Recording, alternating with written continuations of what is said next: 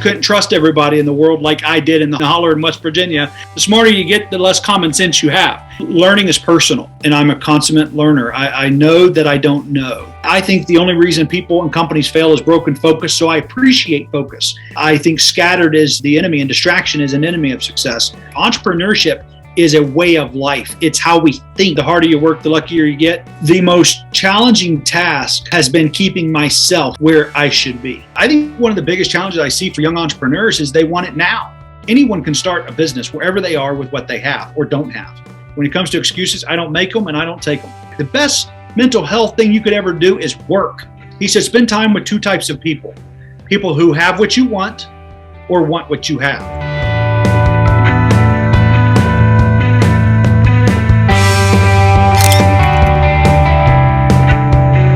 I am your host Gaurav Garg, and we welcome all our viewers to our show Amazing Mentor. Today with us is His Excellency Dr. Rollan Roberts. He is the founder of Transform Africa ILC.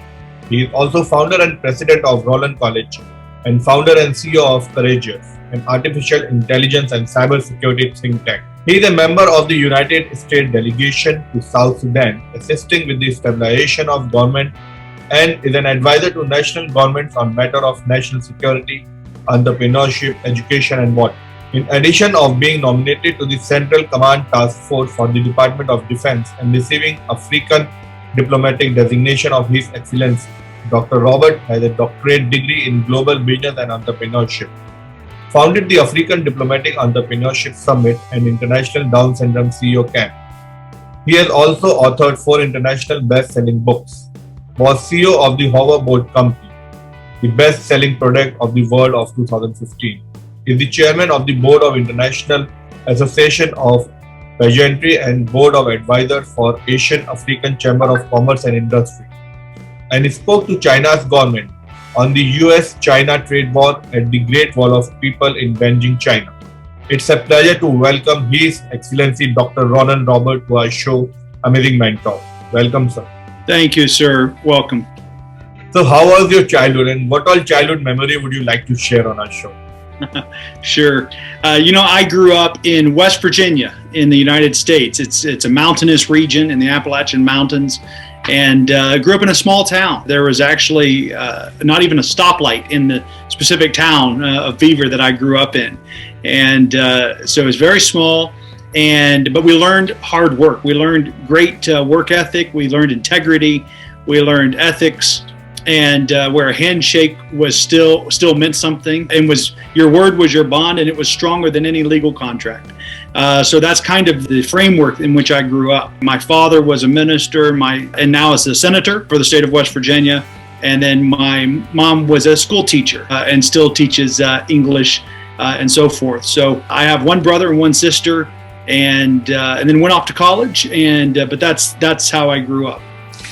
So when I say childhood, what is that particular memory that strikes your mind?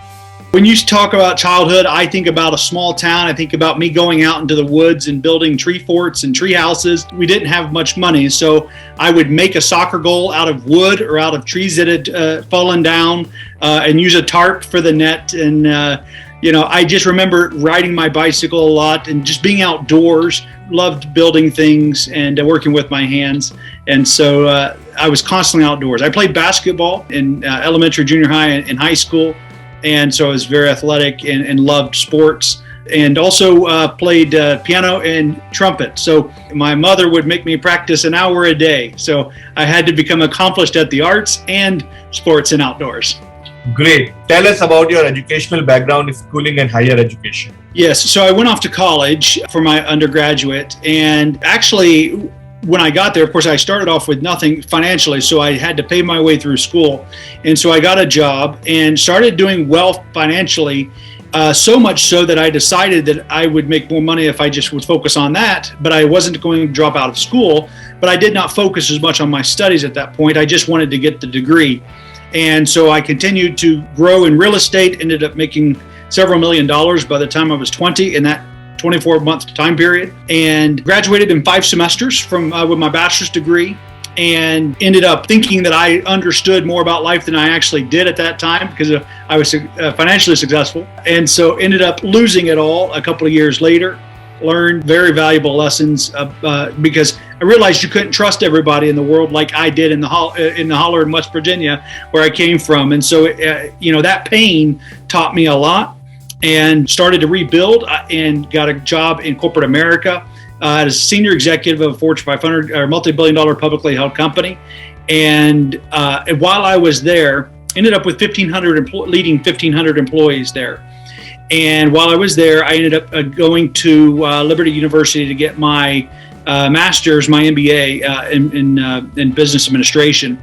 And then went off as I was CEO of another company. A couple of years later, I ended up getting my doctorate from University of California, Intercontinental. So that's kind of the journey. And I'll tell you, the MBA was really the ultimate education, I think, that has really served me well. I was street smart before that. In fact, I was concerned that intellectual knowledge would actually hinder my ability to be effective with the street smarts. And sometimes you lose, the smarter you get, the less common sense you have. And I did not want to lose that. But I did end up going and furthering my education, and that really helped formalize a lot of things so that I could produce work with excellence. So what was your dream profession as a child? So when I was in high school, maybe 8th, 9th, 10th grade, I thought I wanted to be on a SWAT team or a Navy SEAL. I wanted to be special forces for the U.S. military.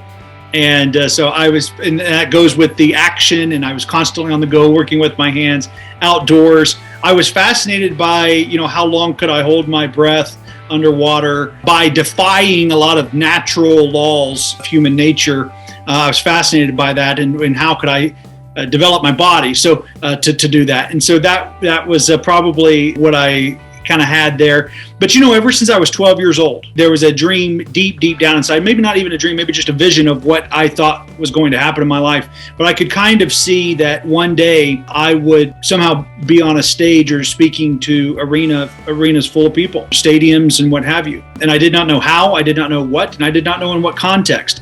I could just see myself in that. And of course, as I was CEO of some of the companies, and we had corporate events or so forth, maybe that was part of it. So it was very interesting. But that's at the deepest seat of my heart what I kind of envisioned. But in terms of career, I thought I would be in some kind of special forces or something. So you never thought of being a teacher like your mother? No. But ironically, that's what I do a lot with Rollan College. And Rollan College, we started off with 12 students, and literally 1 year later ended up with over 3,000 students. Overwhelmed us, our platform, our entire model. That's a whole lot of grading. That's a whole lot of reports. It's a whole lot of everything. A lot of hand-holding, and it's a lot of teaching. Because learning is personal, and everyone is so unique, especially when we're teaching entrepreneurship. So you can teach principles of business, but that special application to someone's specific situation, where they are right now, that takes heart, it takes care, you have to care, and that's how we'd like to teach. So when I say college, what is that particular memory that directly strikes your mind? When I think about my college experience, I really think about the real estate investing that I did, but at the same time, it was a huge growth spurt in my life. I had to learn a lot about life. And so it was a major personal growth time for me, not because of the education, but because of what was happening in life. Life skills is what I really received during college.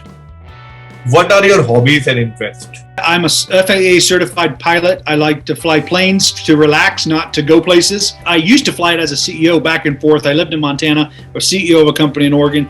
So I would fly it, back and forth, but because it was faster than if I took commercial flights. And it was actually about the same cost with the fuel. So it was a smart move. But whenever I left that company, I no longer I wasn't commuting. And so, but I still loved flying. So I would take my staff up like on a lunch break. I would just say, I owned a string of coffee shops. And so I would say to some of them, I said, hey, for your lunch break today, you want to go flying? And so we would just go jump in the plane and go up and look at the mountains and, look at the beauty. Come back down and go back to work. And I'm telling you, that'll change your workday. It really inspires you. It helps you get a different perspective on life. You rise above the clouds. So it's very therapeutic for me. And then I also love riding horses. I've got a horse named Sultan. We call him the Sultan. He's a stud. He's a man. a man's man, and he's a beautiful horse, and we love riding horses and taking care of the animals. We have a small farm in West Virginia, so that's a great place. It's kind of like our Camp David to be able to get away. And so that's really the hobbies that I enjoy. I read a lot. I'm a voracious reader, and I'm a consummate learner. I know that I don't know, and so I study. Where did you start your career journey from? I started journey in terms of business. It really, I did not know I was good at business until I went off to college. In fact, I had no idea that was a skill that I possessed. I thought I was just good at baling hay and tending horses, or something. But I realized I had a knack for turning around companies, and other people didn't seem to have that knack. I could take a company that was failing and very quickly turn it around. And I still think one of my greatest corporate successes was a 29-year-old nutraceutical manufacturing company. They were the largest harvesters of blue-green algae in the world. They had not had a growth month in 15 straight years. So they'd been declining in revenue that whole time. And then I came in, and 90 days later, we had our first growth month that they'd had in 15 years. And that was difficult because you can't alienate the bread and butter, the consumers that have been loyal and kept the company afloat, but yet they obviously aren't the future because the companies continue to go down. We needed to enter new target markets, and to do that with a consumer segment that was so loyal and so engaged that they did not want to change. They did not want to change the fabric of the company in order to grow. And so it required a lot of finesse, a lot of skill, and it was one of the greatest successes. And of course, born out of that was kind of a 90-day race mentality. We have the book 88 Days to Any Goal that has been a bestseller in airports and around the world. And that was really about the model that I do whenever I go into companies to turn them around, a Senate race that I did to win a Senate race in 90 days. Any impossible goal that someone has can be done in 90 days with concentrated effort. In fact, more can be done in 90 days of concentrated effort with a 90-day race than with years of smaller dose consistent effort. So there's just certain things that only happen in high intensity, short bursts of time. And so that's kind of been the model. That's how we launched Transform Africa. And that was not even intentional. That was out of necessity. I went to Africa for an African funding tour, and the United Nations had asked me to go there and do what I was doing in the United States, helping people start businesses in a day, kind of like a business boot camp. And so I went and did this African funding tour. We had over 700 enterprises pitch me and present to me. But while I was there, I made time for other people who weren't part of the program to come talk. And there were two ladies from different villages that had traveled over 8 hours by foot to be able to get in front of me. And this was about 6-7 hours apart from each other. Completely different villages, did not know the other. And both of them, they started to think that they were going to ask me for money for a business or for something. And they started breaking down, crying, saying, we don't have, the women in my village only take 1 to 2 showers a year. So 1 shower every 6 months. We use the same sanitary pad for a whole year. We get diseased, they're dying. We need help. Would you help us? And they're crying. And I'm thinking, that's not the business I'm in. I'm not an expert at that. But clearly, how in the world can I help you start a business when we don't know what's going to, you can't have water for today or bread to eat tonight. You don't know. And so that's it was out of necessity that we had to solve some of the most complex problems on the continent. But that's how we got started. So what were the initial challenges you faced when you started Transform Africa INC, and how did you overcome them? Yes, well, technology. In everything that would work here or in other countries, even Europe, Asia, don't work there. And it's not enough. A lot of people go to Africa to try to solve the problem, but they end up creating more problems. They're well-intentioned most of the time. It's just poorly executed. So for example, let's take water. Someone goes to Africa, they see the need for clean water. And so they go back to their homeland and they say, okay, we need wells. We need to dig wells for them so that they have clean water. So it's $20,000 a well, let's say. They raise $100,000. They put 5 wells in a village. The problem is our water machines are going in places where there's already a bunch of wells. When I look around, but they're all broken. So it's not sustainable. People like to give for the new flashy thing. They don't like to give for maintenance or for sustainability. And so we have really focused on whatever we do has to be sustainable. because we don't want a bunch of equipment, or you don't want a bunch of wells. Everything, whether it's water, education, defense, infrastructure, roads, communications, energy, all of these solutions that we work on have to be sustainable, or else you end up having a bunch of aged infrastructure that hardly works. So that's really the most complex part of everything. The most challenging is getting the right solution. And once you have the right solution, you have to have the right partners on the ground. It's not like in most countries where you can just go purchase land, put your building or put your program, build your school, because they don't know who owns the land. And the person who sells it to you probably doesn't own it. And the person that they bought it from probably didn't own it. And that goes back 8, 9, 10 times. So you could end up building something and then it be taken away from you. So, and that's just kind of the African way. There's a lot of cultural challenges that prohibit business as usual. And so what we specialize in with Rollan College is helping empower African men, women, and youth economically through entrepreneurship, but as it looks there and in their country, which is different by East Africa, West Africa, and South Africa. Who is your mentor in life? Books are a lot of my mentors. I have several spiritual advisors in my life. I have one who, and they all talk about anything in my life. So whether it's relationships, spiritual, business, my health. 2 are doctors, and then the others are business leaders. And these men, they all come from a place to help keep me on track, because it's very easy when you're doing all kinds of things to either get lost in your own head, your discernment start being off base. And that's the work of my life, is being discerning about everything. If you're advising a world leader, it can be the difference between life and death for many people. You don't want to have a foggy mind. You don't want to be double-minded. You need to be thinking clearly about, I have to be able to think 30 steps past whatever the circumstance is. Most people are trying to solve the problem in front of them, and I've already thought about the 10 different problems that every single solution would pose, and how to solve each one of them, and extrapolate that out and out and out, so that, and also understanding people, know how certain linguistics, certain actions and certain phrases and certain behaviors and actions and posturing and positioning, how all of that, how consumer bases and target markets and countries and citizens will react and respond based on whatever the objective is of the government, or the entity. How would you define entrepreneurship? I don't focus a whole lot on definitions. It's kind of like, one when you see one, and there's a lot of people using that term, and you just kind of like, huh, that's cute. No, you're not. But when I was an entrepreneur before we had the label, you're an entrepreneur. In fact, if I said I was an entrepreneur back in 1997, when I really was an entrepreneur in real estate, that was code for unemployed. Oh, you're an entrepreneur because you can't get a job. Like, that just means you do whatever you can to make a dollar. And then around 2009, 2010, with Steve Jobs and others, all of a sudden, entrepreneurs became the new rock stars.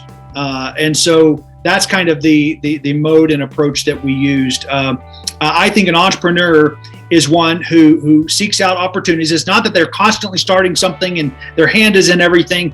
I think the only reason people and companies fail is broken focus. So I appreciate focus. I think scattered is the enemy, and distraction is an enemy of success. But at the same time, I would not define someone who starts a business and stays in it for 40 years as an entrepreneur. So there's somewhere in between that it is, and maybe it's not even sometimes in the number of businesses they start. Sometimes they may have one business that's kind of the base and their foundation, but then they're involved in this nonprofit, and then they serve over here and they support this organization, and they're out in the community and they're serving. And that kind of person is very entrepreneurial in their behavior. It's not, I don't think it's identified by the number of entities, the number of LLCs, the number of LTDs, corporations that you have. It's more of a way of life. Entrepreneurship is a way of life. It's how we think. It's how we act. It's how we flow during a day. And that's why it's so hard to teach, because it's the antithesis of the structure of education. It's more about who you are, not what you know. What aspect of your job do you like the most? Helping people, seeing the transformation in people's lives. The ones where they say, I would never be where we are without, the work that you've done. You've changed my life. There's nothing more rewarding for me than helping and empowering people and encouraging them in that way. So according to you, what is the role of hard work, smart work, and luck in achieving success? Yeah, it's all the above. It's definitely a mixed bag, but I think you can also, who you are goes a long way in determining some of what we might refer to as luck. There's always elements of the unseen hand. There's no doubt about that. You cannot escape that. But it's interesting how the harder you work, the luckier you get. And it's true. If you want something done, give it to someone who doesn't have time to do it. A lot of times it's being in the right place with the right intentions, with the right attitude. They say half of success is showing up. The other half is showing up with the right attitude. A lot of times, there's times where I've won just because I was the only name in the hat. I was the only person in the ring. It wasn't that I was the smartest in the room because I was far from it. I think they say the best ability is availability. Best ability is flexibility. Most average people are too rigid on their view of what success has to look like, what their life has to look like, that they're not even open to these other things. They're so busy trying to accomplish the mental picture they had for their life that they fail to be able to bloom. What is the story behind starting Transform Africa INC? With Transform Africa, it is to transform the continent with commerce, culture, and Christ. I think it's all of the above. Africa is a very spiritual place. There's a lot of faith, strong faith on the continent. And they don't separate that from politics. They don't separate it from business. It is just all together, like mixed in. And so we address all of these areas, but I think helping people commercially, economically, through entrepreneurship, helping them through culture, providing, the African Talent Agency with making inroads for arts, entertainment, athletes, helping the world. Instead of exporting the raw talent and importing the finished good, we're trying to keep the raw talent and export the finished product because there's so much talent on the continent. We're just grateful to serve the people and the favor that we have with the various governments and the various entities and people, all of the citizens in those countries. We are deeply grateful. So how important is creative thinking and smart thinking in any business? It's critical. That's why I do so much reading and so much study on all of these different areas. You can't just find whatever product or service is nearby. Most of the time, you're having to innovate and create what it needs to be. My philosophy that has served me quite well with this is don't just solve the problem, or I will only solve the problem one time, which means I can't just solve this problem. I have to solve all the ways this problem could ever happen. So if you have a business, if you have a coffee shop, if you have a hamburger restaurant, whatever, you have to think scalable and duplicatable. And if 1,000 people had to do this, is this process that I'm doing to fix this problem, is this method, can they all do it? Or does it only work because of my skill, my talent? If my solution only works because I'm the one doing it, then it's not it doesn't really solve the problem. So I think being scalable, duplicatable, and make sure the methods, processes, systems is really key to doing that. But I study those things. I study systems thinking is really the highest level of how to solve world problems. And we don't have nearly enough of that in the world. There's very few systems thinkers. So what's Courageous all about? Courageous is our artificial intelligence cybersecurity think tank. We develop artificial intelligence defense systems for governments. And we don't really go into the commercial sector so much with any of those. We prefer to work on national security and defense type systems with artificial intelligence. So I think it's very advanced. There's a global arms race for artificial intelligence right now. And the countries that achieve artificial general intelligence, as we get to that, and as the quantum computing and other things catch up to some of this, then that is the new frontier and platform for warfare. They will control many things that happen in the world, and there's going to have to be new treaties. There's going to have to be new peace accords, because there's nothing barring most of this at this time. But yet, if I shut down all the power in India, and those are the easiest, I could probably from my smartphone take out half of the power grids in India in 30 minutes. That's how vulnerable infrastructure is around the world. I could contaminate water supplies. I mean, you can kill nations because with the vulnerabilities in AI and cybersecurity infrastructure, because the whole structure was built with cybersecurity as an afterthought, not as the foundation. So no matter what they do, no matter what new products and services come out, It's fundamentally flawed in the structure, once again, in the systems itself. So that's what we are working on. Usually governments, just like companies and people, don't fix things until it's too late and until they've had a breach or a problem. So what do you think is the future of AI as far as construction and deconstruction is concerned? The future, like with all technology, is going to be, it will be used for good and it will be used for evil. And I think that we just have to know that that's the future of it and choose to be on the side of good. Use it appropriately, use it ethically, use it morally, and in protecting people. I think that is critical because that is the future. You are founder of many ventures. So which one is close to your heart and why? My heart is Transform Africa. That's my calling. That's why. It's my purpose. Anything else I do is designed to support Transform Africa. Now, one day I expect to have a Transform India and Transform Philippines and transform different countries that we are led to because of the need, because of what we've learned in Africa. But my heart is for people and people in need. And so Transform Africa for us represents everything I do now in business has to be supporting or leading and driving towards that. You are author of 4 best-selling books. So where did you get the idea of writing these books? And tell us some of the great points of your books. My books, my first one I wrote just so that I didn't forget the lessons that I learned when I lost everything. I wrote it for me, and it sat for several years. And I found it a few years later. And I thought, I was reading through it and I was like, oh, hey, I like this. This is good. This is better than some of the books that I read. And then so many people were asking me questions that I thought, it might be helpful. Now, some of it was so deeply personal, I had to obviously tweak it. I didn't put basically my journal, in book form, but we tweaked it. And the lessons that I learned from that time that I did not want to forget is what was packaged in Born to Be Rich.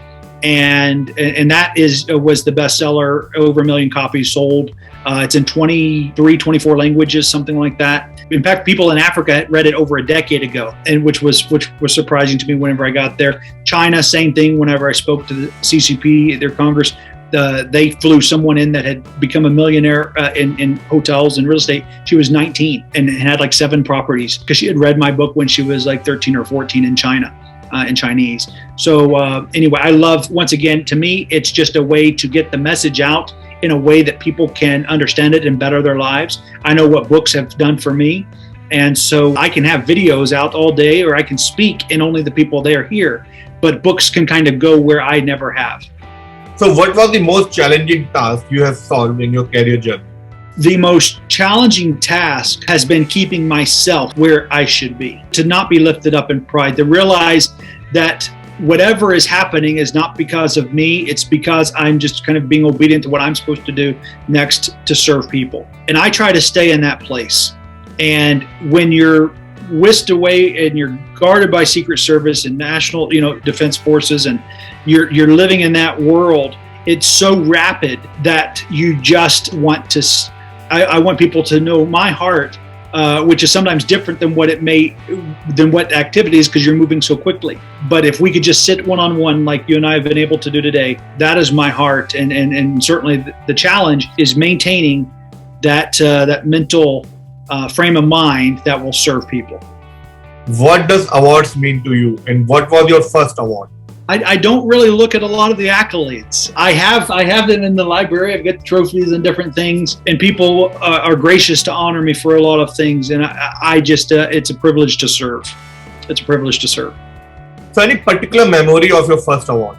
Yes, I think certainly a sense of accomplishment. I think part of it is I used to live for awards. I used to live for that. And if you are accomplishment driven, I was addicted to success. I was addicted to accomplishments. So I went from one thing to the next, to the next, to the next, write another book, write another bestseller, start another company and then sell it, do another this, be the CEO of $1 billion company, become a senator, run for Senate, beat the biggest people out there, and just a success. It was just, I was addicted to it.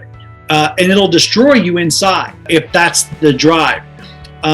Which is why I have the philosophy on it and view it, I think, the way I do now, because it did. But I do remember that sense of accomplishment. And I appreciated being recognized for the work. I no longer, need that. It's so fulfilling that I don't need the external recognition or validation. But at that time, I needed it. and it helped me keep moving and growing. So as a founder of International Down Syndrome CEO.com, how do you help young entrepreneurs? Well, it's challenging taking differently abled people and then trying to teach them the traditional business principles.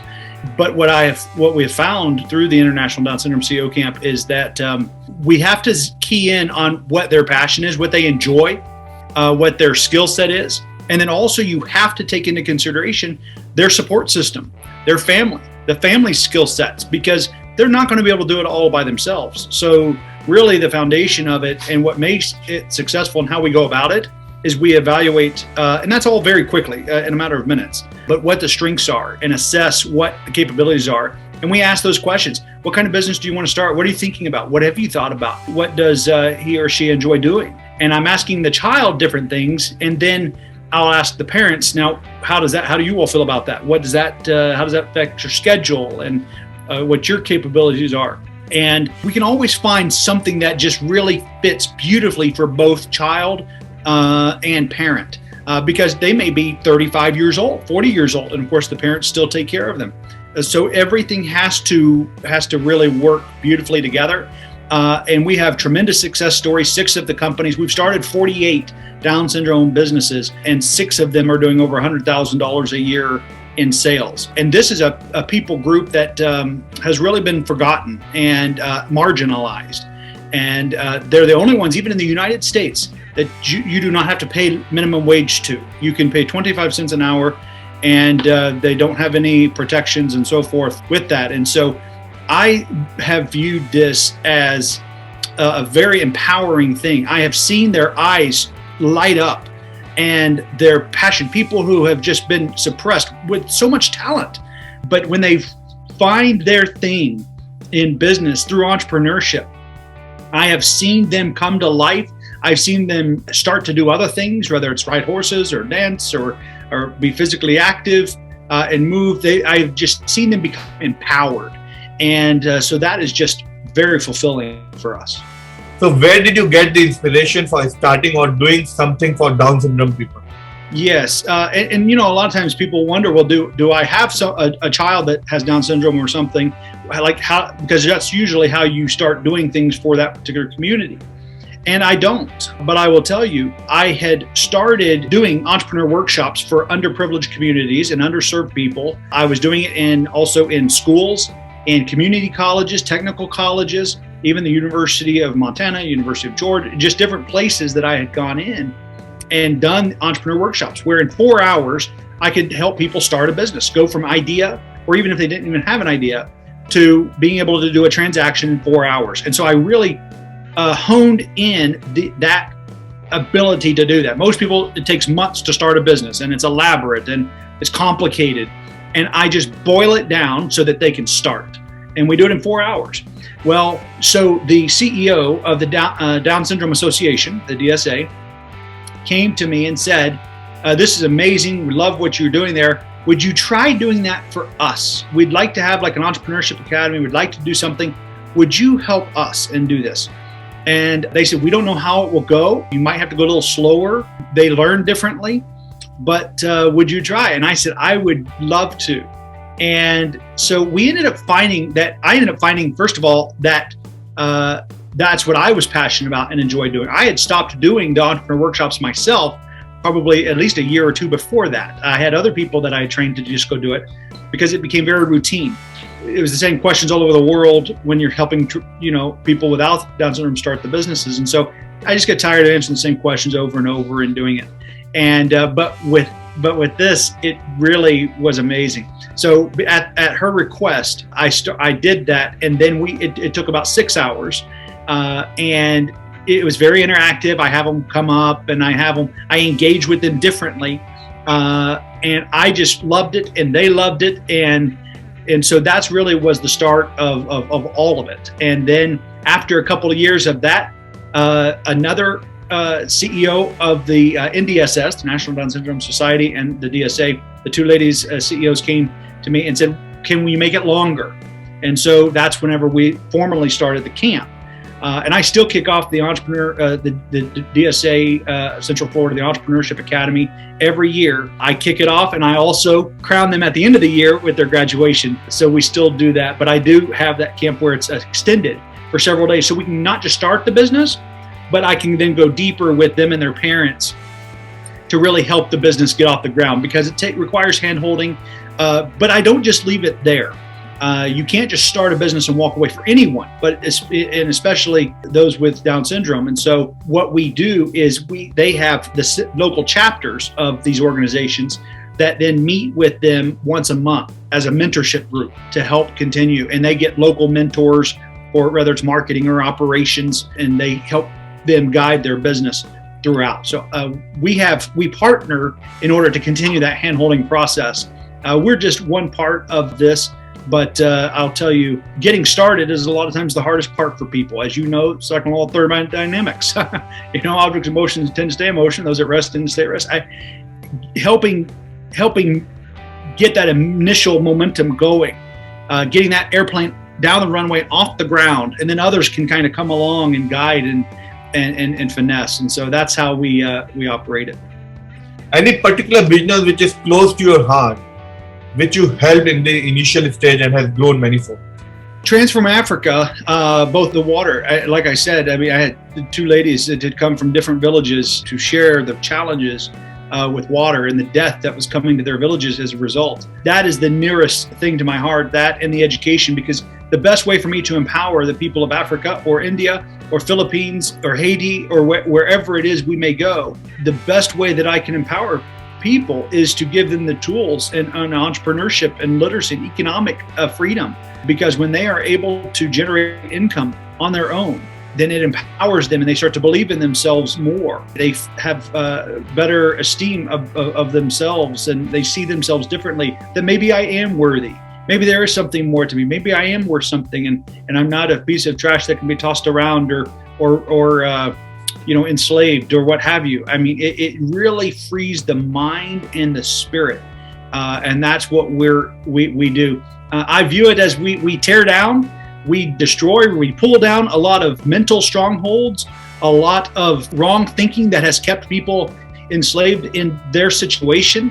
And so we pull down a lot of that wrong thinking, and then we build up, we plant, we're growing businesses, we're growing the mind and expanding. And of course, a mind expanded can never contract back to its original form, because once you see and taste that there is a different way, a better way, then the human spirit kicks in, and it becomes so, usually, as we've all experienced, through pain and through challenges. And yet that is how growth happens. So as per your opinion, what are the qualities of good leader? Qualities of a good leader, humility is really, I think, one of the major ones. And I think also leadership is such a broad topic. And my third book was on leadership, Riot and Assault on Modern Leadership. And I assaulted what most of the leadership thinking is in that book, because it's a lot of people have wrong thoughts about what leadership even is. Number one, if no one is following, you're not leading anything. And number two, most people can't lead themselves. How are you going to lead somebody else? So when it comes to leadership, you start with you. So many people are trying to get a following. They're focusing on how many followers they have on social media or how many people are following them in this. That's not what makes somebody a leader. It's the amount of influence you have to affect change. And you can't, and most people don't have enough influence with themselves to affect change. That's how poor we are in leadership skills and qualities. For example, if someone knows they need to start exercising or eating healthier or changing their financial habits, spending less and saving more or investing more or what have you, people know what they need to do. They can't even get themselves to do it. How in the world are they going to be leading others, in whatever it is? And then you apply it into the workplace situation. We don't have leaders. We have dictators. We have people who are barely keeping their own head above water. We have self-serving people who are out for themselves. Well, none of that is leadership. Every leader, great leader the world has ever known that was effective was selfless. And that's the opposite of most leaders, examples of leadership we have today. They were selfless. They did not look out for themselves first. The flock, the people came first. And then the leaders in human history that we illustrate as being very bad leaders, whether it would be a Hitler or others throughout history that have destroyed their people, we would look at that and say that it was the opposite of what is good leadership. And you have to also acknowledge that is leadership. It's just there's good leadership and bad leadership. It can be used for right. It can be used for wrong, and so we see it on both sides. And so when I define leadership, I'm really defining it the ultimate leadership is the ability to influence and affect change. The size of the leader you are is the size of the group of people that you are able to influence and affect change. But really, it goes much further than that. And then there are good leaders and bad leaders, and attributes of a good leader certainly would be humility, putting others above themselves. And when you do that, you end up doing things right and you make right decisions. And when you are looking out for number one, you really go off track quickly. So according to you, what all are the challenges in an entrepreneur's life and how should they overcome them? I think one of the biggest challenges I see for young entrepreneurs is they want it now. They want it now. The microwave success, I'm going to start a business, and they don't remember that 15 years ago, 20 years ago, before 2007, if you said you were an entrepreneur, it meant you were unemployed, you were a loser, or consultant. Either word you used, you were basically a societal outcast. And now, everyone, like 80% of kids in school want to start a business. All of a sudden, it's the cool thing. But it's not as glamorous as they think it's going to be. There are some that I work with closely. And it's funny because they'll start the business, they're all excited, and then it fizzles out when you have to do the mundane day in, day out work of just keeping things going and of building things, and then things don't grow. You got through the initial excitement and everybody going, oh yeah, this is great. You maybe got your first few sales because people just bought it because you just started. And then it fizzles out and it just kind of plateaus even at a low level, and you're not making money, you're losing money, and you're trying to keep the business going, and you're trying to work a full-time job to keep food on the table and the bills paid, and they get discouraged. And I'll tell you, the greatest enemies of success is discouragement. It is a disillusionment. Your expectations aren't met, and then that can send people into a depression, notwithstanding what the business is doing financially.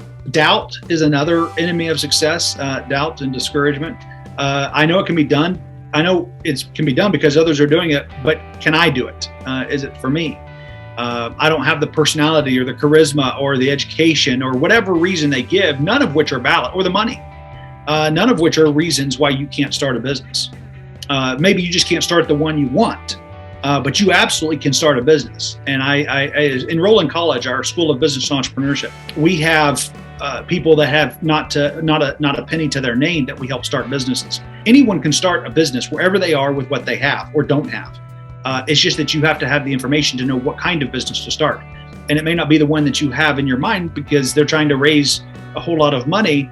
And what they need to probably do is start with a service business, start with something where they can use their sweat equity and their energy and their effort to do it, as opposed to, something that instead of a product-based business or something that they have to build, invent, invest, so on and so forth. So those are kind of what I think the biggest challenges is for young entrepreneurs, and really how to overcome it is to start a different kind of business. Don't try to start something with what you don't have, especially until you learn how to do this. It's interesting to me, a lot of first-time entrepreneurs in other countries, they all think they need to raise capital and start the business that they have in their mind. And that's the surest way to fail. I would never give someone the resources to be able to start a business if they are a first-time entrepreneur, ever. I need them to start and build with whatever they have, no matter how small it is, for proof of concept, for them to learn the ups and downs, for them to get the emotional management. We call it the EQ, the emotional quotient, just like you would the IQ, your intellectual capabilities and quotient. Your ability to withstand the difficulties of entrepreneurship. Entrepreneurship is like taking 20 years of an average person's life. The amount of decisions you have to make in a year, whatever it is, 12,000 or something like whatever the average person makes, in a year, and the amount of relationships people have and the pace of life. And entrepreneurship takes 20 years of average life and condenses it into one, which is why so many entrepreneurs end up divorced. They have problems with their families. They have problems with their children. They have problems with the other things because entrepreneurship is a pressure cooker of life. It puts you in the boiling water pot, and you truly do sink or you swim, but it's your character. It's who you are that either hardens and gets better, or you just melt and say that is it, and people give up and they quit. Instead of letting the challenges of entrepreneurship grow them and make them a better person, make them level up, make them rise up to what they're capable of. Instead, many just shrink under that responsibility and say, I'd rather go back, have my little house, have a little picket fence, and just have a calm evening, go to work, come home, eat, sit in a chair, watch TV, go to bed, wake up, rinse and repeat. And that's not the life of the entrepreneur. So you can look at us riding the bronking bull and staying on and say, oh, that's so glamorous. And oh, look at all the money they're making. Oh, look at the lifestyle. But you're seeing the tip of the iceberg. And really, it's just we're hanging on a lot of times. But I think that for me, that's what got me to the place to where I could then focus on my purpose. But I knew how to structure things. I would not know how to solve systematic, extremely complex problems in the world, such as water to people that need it in very barren, dry places, or in with education and literacy and food security, major complex issues in the world. And we can solve all of those problems easily. The problem is not within the framework and context of various governments and tribes and factions and policies and politics and a lot of the other things that kind of prevent. There's a lot of great things we want to do in certain countries right now that have asked us to by the presidents, but then there are cabinet members or ministry members that block it until they or one of them become president because they don't want the current one to look good. So it does not matter that we can solve problems. It matters all of these other factors and variables. And that's what entrepreneurs have to understand. It's not about a better, faster, cheaper way of doing it. It's a matter of what consumers want and what is feasible with the constraints of just life. And there are things outside of our control. So even though we can solve certain problems, you have to recognize the innate challenges. And that's where that emotional fortitude comes in, the ability to keep going, to not get bored with the mundane, and to not get distracted and need that next adrenaline rush of starting another company. You have to be able to put your hand to the plow. You have to be able to stick with it and see it through. And it may be years and it may be a lifetime. But if it's your calling, if it's your purpose, what does it matter? So what are good and bad business practices according to you? The number one is lack of integrity. And the flip side of that, being honest in your business dealings. That goes a long way. I think if improper expectations, that eliminates a lot of problems. You know, the only time people have legal problems, usually, most of the time that people have legal problems, is when expectations are unmet. That's whether that was through a contract, a verbal agreement, or what have you. And so I think integrity and honesty really go a long way in solving a lot of problems in business. They also are the reasons for most of the problems in business. If someone sells you something under false auspices and you end up in court because the product or the service, what you didn't fulfill or was defective or what have you, and you didn't make it right, there's a difference if you can't make it right or if you committed fraud and represented something that wasn't there or wasn't true. So honesty and integrity, people understand that in business, we can only plan the best we can plan, which is why you have to be very careful on what you do promise and by what you do commit to and what you do say that you will do. That's why of the previous answer, you have to learn those things or else you're going to say things that's going to land you in so much hot water and problems legally and with people. And at the end of the day, a good name is rather to be chosen than great riches. So forget the money and forget if you never go to court or someone doesn't take you to court. If you have a bad reputation because you make inferior products, or you say that you've got this and you keep selling, fruit or products that are rotten and that you just coated. This is as old as time, beginning of human history. People used to, like with clay pots, that if it dropped and there's cracks, they would fill it in and then just put that gloss of silver over it to make it look like it was pure silver. And it wasn't pure silver at all. It was just coated and plated to cover up cracks. And I think that is very bad business, and it's very prevalent today. We haven't learned in 5,000, 7,000 years of human history. We haven't learned this, but that's very bad business.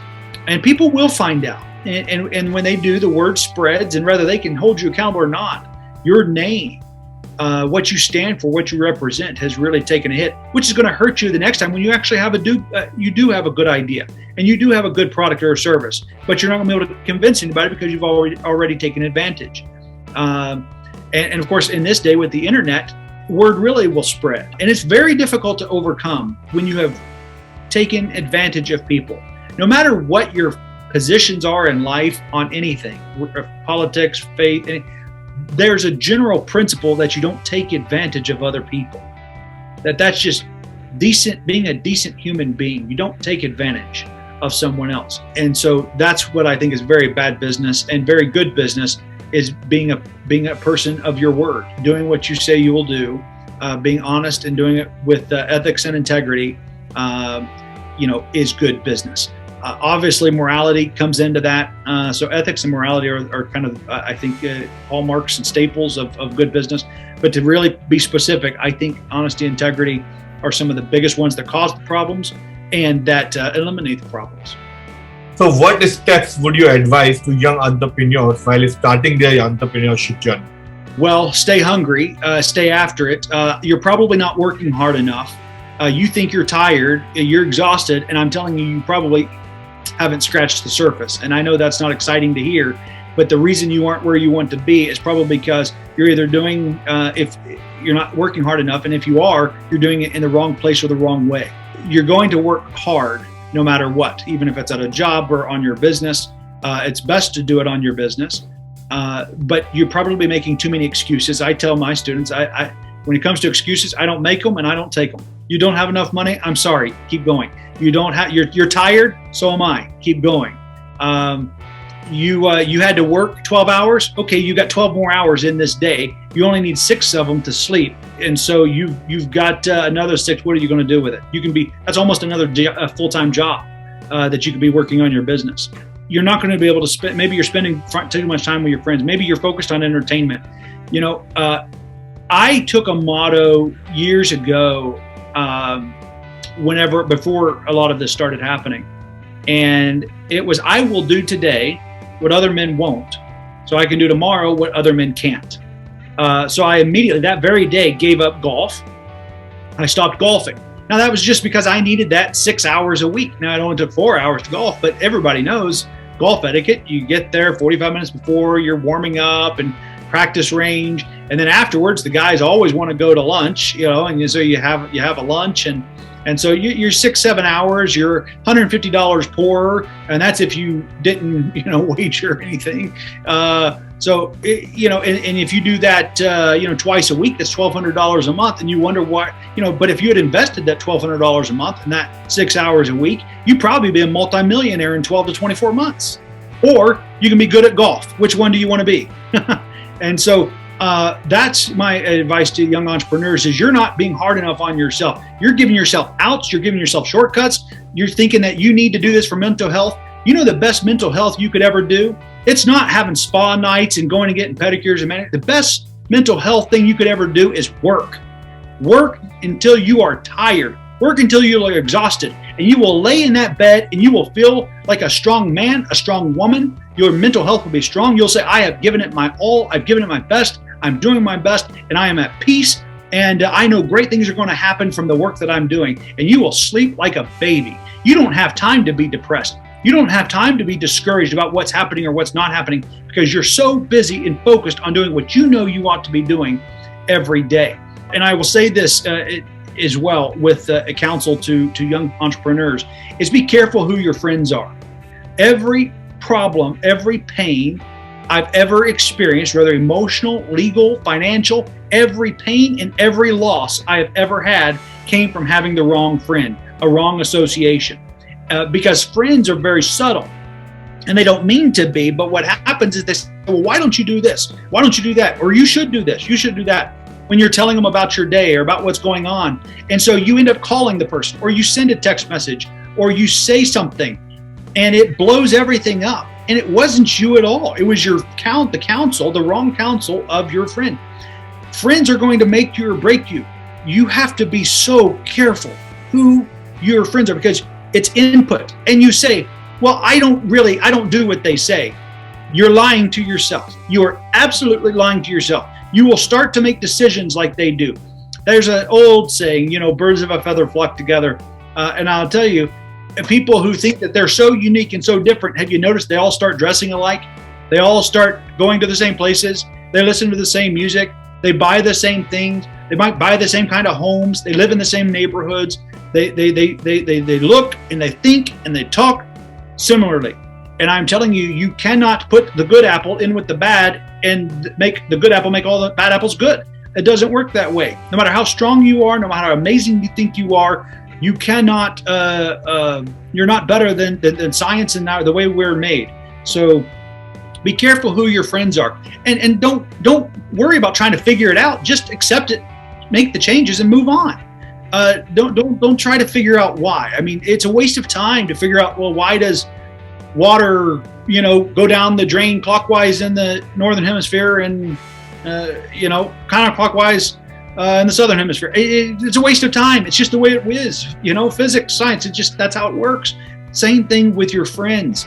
And that's probably why you're not working hard enough. I promise you, if you and I were friends, you'd get ahead. But is it because of me? No, it's just because you don't have the kind of people who constantly coddle or say it's okay, or, hey, you've really worked hard. You deserve a vacation. We have different frameworks for what constitutes success. We have a completely different measurement of how we measure it. And so we would start rubbing off on each other. And I'll say, my mentor, one I had probably 20 some years ago, told me this, as it relates to this subject.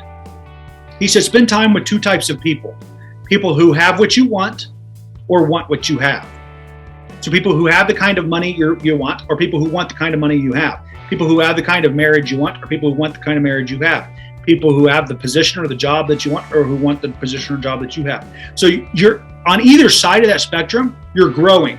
You're spending time with the people who are where you want to be, and then you are also giving back, and you are mentoring those who want to be where you are.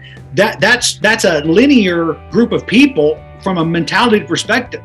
And that was hard for me, because I started trying to teach and mentor everybody. And it took me a long time to realize I'm not for everybody.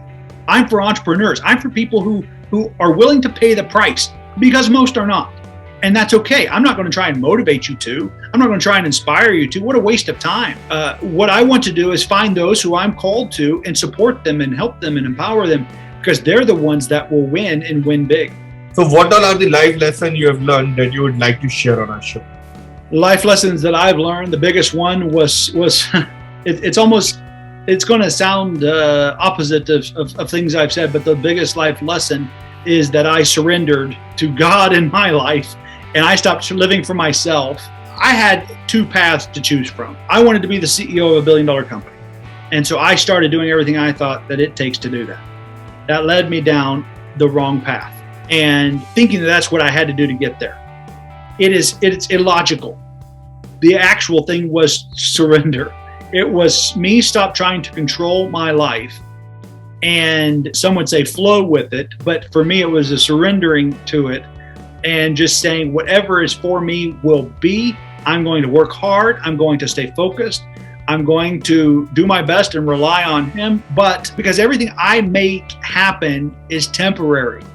Everything I made happen is financial. I had great financial success, but it's temporary. Anything I did was temporary. I had a skill to where I could make things happen. That was also a curse. I could make things happen. And I got to the point finally in my life and career where I didn't want to make things happen. I only wanted what was for me. So it's almost like a paradox because you have to work hard. You have to stay focused. You have to commit. But most people are not still enough, quiet enough in their spirit and their soul to really achieve great success. Very few people are still enough and quiet enough. Now, some people call that meditation. They'll call it a lot of different things, but that is the work of life. Thinking and meditating is the work of life. It's the hardest work you'll do. I have my students, I'll tell them to decide on a subject. I'll say, choose a problem you want to solve in your mind, a problem you're facing right now. Okay, you got it? What I want you to do is for 20 seconds, I want you to think about that problem. Just think about that problem. Maybe solutions for it or whatever, but just think about it for 20 straight seconds. And I'll start a timer and I have them close their eyes and try to think about that problem that they're facing right now. So it's a problem in their life. And I'm telling you, they can't go 20 seconds without having a thought. It may be a quick one, but that immediately jumps because their mind jumps to other subjects. You can be sitting in something and your mind all of a sudden be thinking about what you're going to eat next or what you need to do tomorrow or somebody you need to respond to or this or that. And they can't even control their thoughts on a problem that's in their life, the biggest problem in their life, for 20 seconds.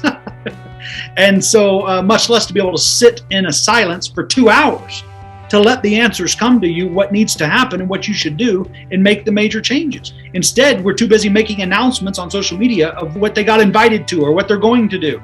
It's really a matter of just getting silent. And so we expand that and help them grow that to a minute. And then beyond. But it's very difficult to control your mind in that way. But I think that's one of the biggest lessons, and that's one of the biggest outcomes.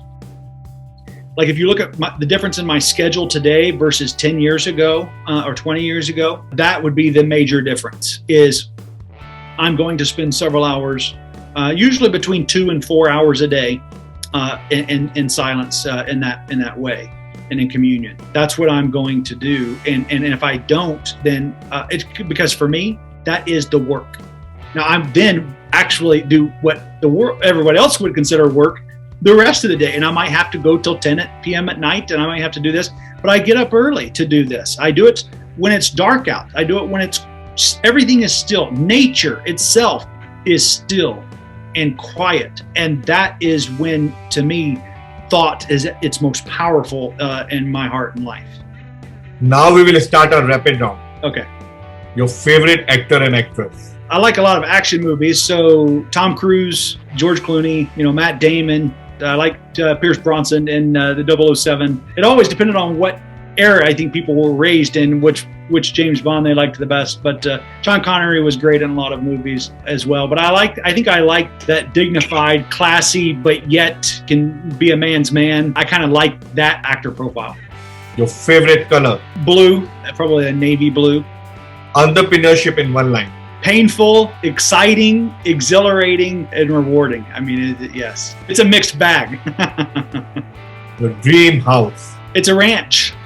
It's a ranch. Got horses, got the plane out on the runway, and you got horses in the field. I've got a couple other homes on the property for family. I have the office, have the dual winding staircase, and obviously pools and the hot tubs and basketball court as well. I like to have a basketball court in the house. Success in one line? Surrendering to your purpose and your calling in life is the ultimate success. Things in your wish list? Greater impact, reaching more people. I have all the things in life that I want, including the dream things that we just talked about. I have what I want to see lives changed. Your second choice of career? I'm pretty flexible, actually. I don't have a preference. Maybe that's what entrepreneurship did to me. It made it to where I just had to, whatever was near, I had to be happy with. At last, one line that defines you? By His grace and for His glory. I don't live for myself. I live for others. I live for Him. I try to live for eternity, the life after this, and not for myself. So by His grace and for His glory. Thank you very much for your precious time. It was wonderful talking to you, and thanks again for sharing your life journey and advices on our show. Thank you very much. Likewise. Thank you for what you're doing in illuminating these things and helping young people with entrepreneurship and success. What a great thing and rewarding for you as well, I'm sure. Thank you. Of course. Thank you very much again. Thanks for watching Amazing Mentor. Don't forget to subscribe and hit the bell button to get regular updates. Thank you very much.